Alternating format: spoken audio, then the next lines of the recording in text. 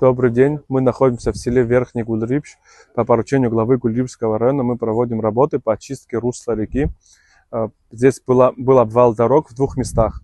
Как вы видите, одну часть дороги мы уже привели в порядок. Ниже техника работает также. Протяженность работ составляет более 700 метров. Работы проводятся за счет собственных средств жилищно-коммунального хозяйства и собственной спецтехники. Надеемся к завтрашнему дню совершить все работы.